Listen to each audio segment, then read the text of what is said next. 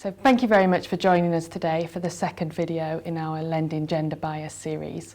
Today I'm joined by Sam Seaton, who is the CEO of MoneyHub, and also by Ben Matthews, who is a partner in banking at Baringa Partners. I'm really interested to explore the Alison Rose Review and what it might mean for you as people that lead businesses that partner with entrepreneurs and promote entrepreneurship in the economy through banks, insurance, retail and other industries. So to start, it'd be good to understand from your perspective, Sam, as someone who works with enterprises and consumers, were there any surprises in the Alison Rose Review? No, I mean, unfortunately not. Perhaps actually the extent of the gap, perhaps that did surprise me a little bit, but not really, no. And what about you, Ben? Anything that stood out?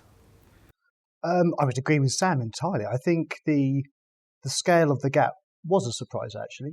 I mean, a few things I took away from it, something like 5.6% of women in 2017 ran their own businesses. And when you compare that to the United States, which was something like 11%, and Canada, which is 15%, that did surprise me, because that just shows that the UK, despite all the effort that's been put into entrepreneurship and starting fintechs, has a long way to go still. And probably also the fact that it dropped off since 2014. There's been an actual that upset me a little bit, actually. That didn't sit that well with me. It's not growing, is it? That's one of the big challenges I think we have. Yeah, if it feels like it's going in the wrong direction, it's never great, is it? No, not ideal, is it? No. And I think you've both mentioned the scale of the gap, and it is 250 billion that has been identified as missing from the UK economy through us having this discrepancy in male and female lending. What do you think that the traditional banks could be doing in order to address this gap and get a piece of the opportunity? Well, for me, I think one of the big challenges at the moment is SME and business banking, for example. It's a sector that the banks moved away from, actually, and have actively moved away from over the past sort of 3 to 5 years. And what you're now seeing is a new energy focus on that sector. I would argue that now, though, there are a lot of smaller, more capable firms who can actually better serve the needs of SME and business banks. At the same time, again, you looked at the report when they talked about the 8 different initiatives. One of the initiatives that came to mind for me was a specific focus on how banks can start to change their product propositions and make it more experience-based rather than based on the specific thing that they are pushing to a particular customer's way.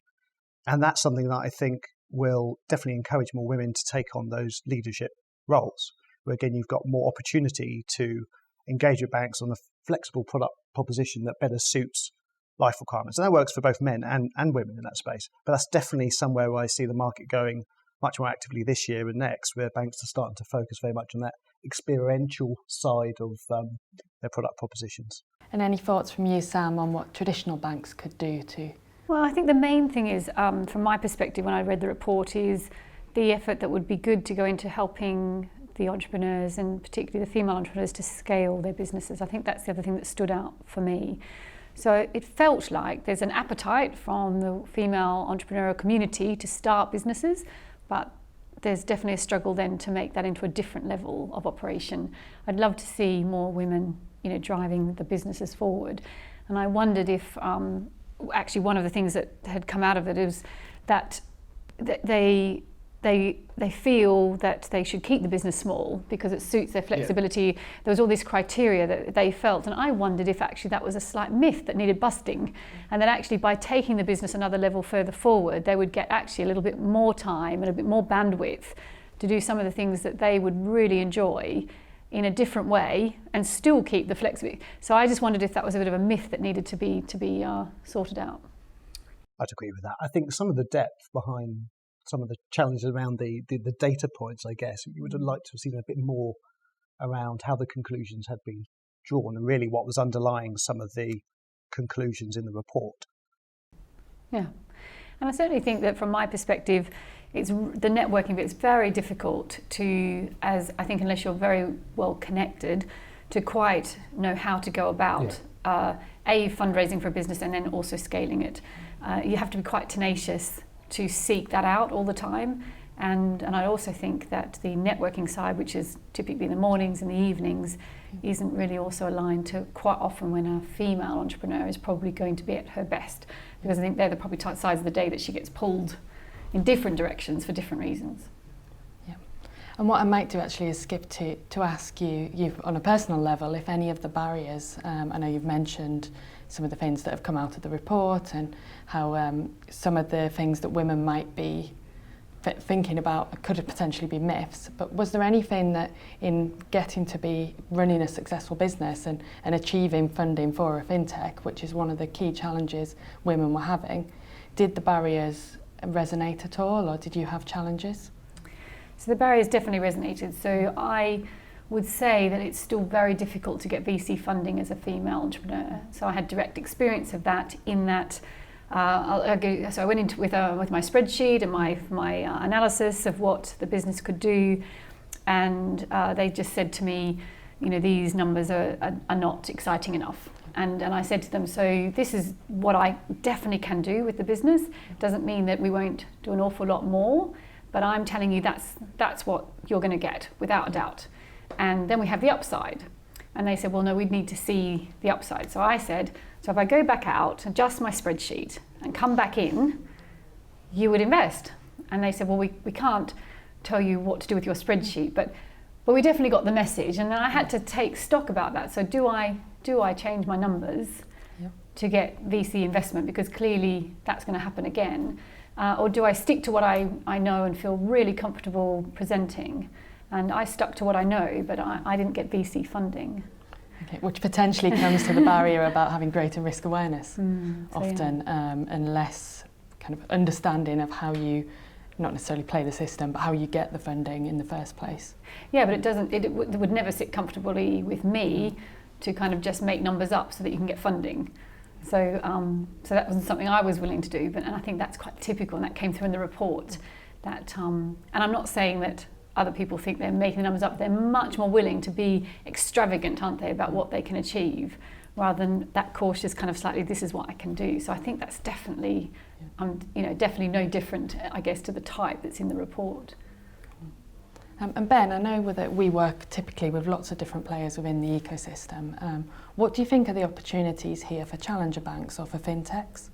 I think the opportunities are huge. I mean, I think if you look at certainly the challenger banks at the moment, they are more willing, more able, more capable to offer more tailored experiences, the new term for products, new experiences to their clients or their target clients, and again offer those in an adaptable, tailored fashion.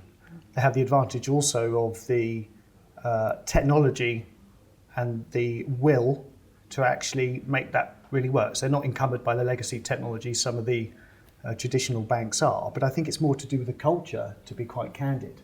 I think technology is a key enabler to make those experiences work, to take something to market. But I think the big challenge in the industry is more the cultural shift, the mindset change. And that should naturally mean that they're better able to serve different needs within society, different banking demands. And also if you flip to the fintech world at the moment, you see a lot more, again, propositions, fintechs coming to market that have, I think, a more diverse leadership team.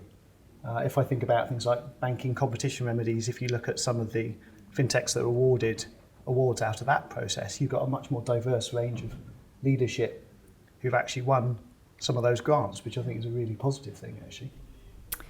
Yeah, and I think also you're touching on it a little bit. It's about personalisation, the level of personalisation that we're heading towards across all industries, not just banking, is significant. And I would argue that actually having a diverse group of people managing that is really important going forward.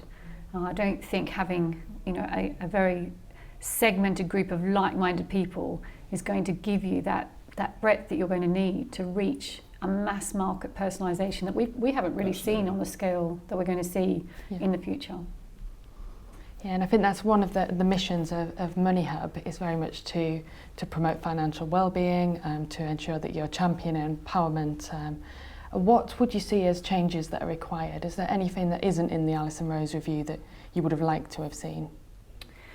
So I don't think it was really to be covered by the Alison Rose report, but the thing that stands out to me personally is that we're still too product focused as an industry. So with my MoneyHub hat on, I think we need to take a step back and be more wanting to help people with their money.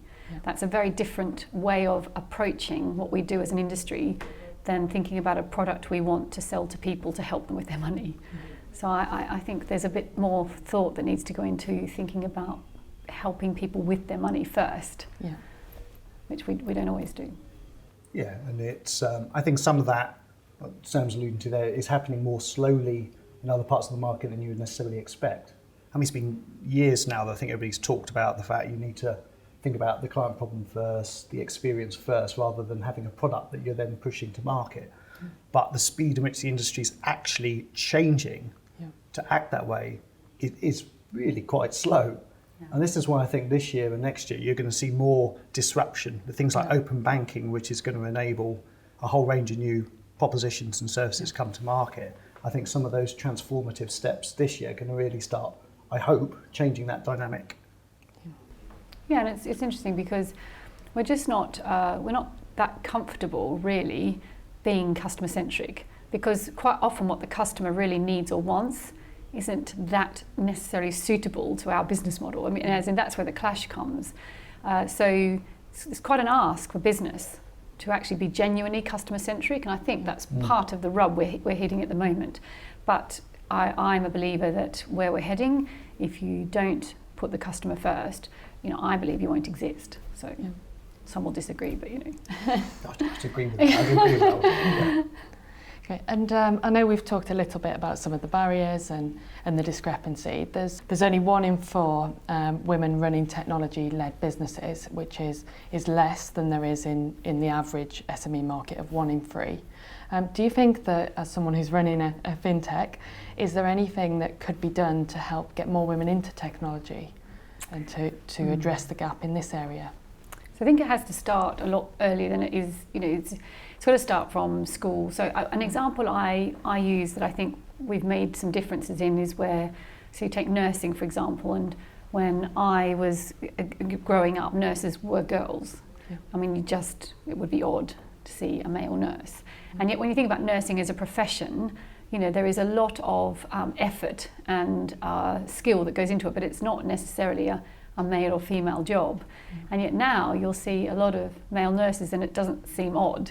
And it's taken a whole, probably 20 or 30 years for that to happen, but we haven't made that transition in the technology and sciences area. And the only reason I can think of it is because we just don't help girls understand what is exciting about it. And if it wasn't for my uncle, I certainly wouldn't. I would have been a nurse. So he's the one that said I would be a very, very bad nurse, and there must be another profession I can look at doing. And this was at 17. Without that intervention, from an uncle who was adamant that I was not going to be a nurse, I would have been a nurse. So I think that says it all, really, doesn't it? And when I was at uni, I was 3 people in my year of 120 students, so 3 girls. Yeah, and I guess comes back to one of the points in the review actually around having better mentorship, role models, and being able to see that there are people in these professions, and then also I guess in terms of securing funding, being able to see that the people who are working in kind of VC or private equity firms and giving funding to businesses are more frequently female than they have historically been. Must also be something that might help. Yeah, I'd agree. I think the challenge is, to date, it's been so much down to one's, personal experience, and down to the fortune, good luck, or otherwise actually of how you've been brought up, the situation you're born into. I think it's important we start to see again more support, more focus on again broadening out the number of women in early education. Certainly, they're looking at science, engineering, also technology type subjects. I think, again, when I look at my daughter's own experience, I mean, there's certainly more of that. It's more engaging, it's taught in a way which is much more, frankly, interesting than perhaps it was when I was a child. But there needs to be a real focus on that, because you'll see that drops off when you get to sort of university level, and I think that's where the focus now needs to be. Thank you very much to Sam and to Ben for joining us today and talking through some of their observations of the Alison Rose Review and the SME market as it is today.